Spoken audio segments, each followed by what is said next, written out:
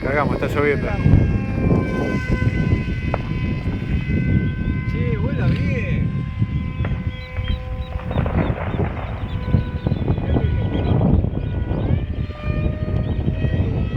Están para abajo.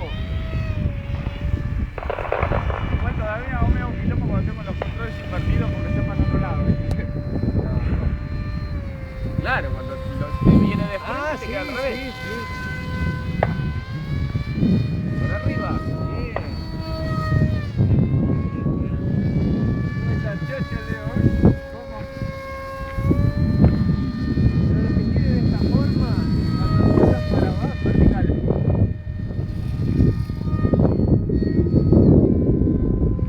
Hecho con maderita y peluco.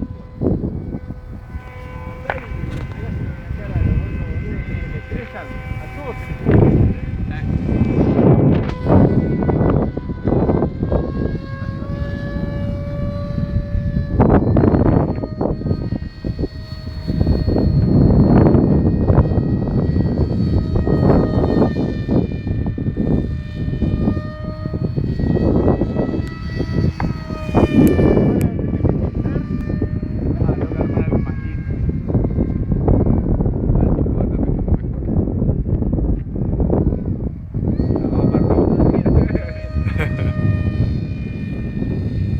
hay viento,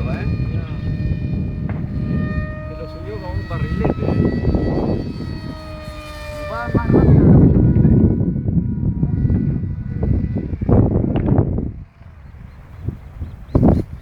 ¡Qué grande!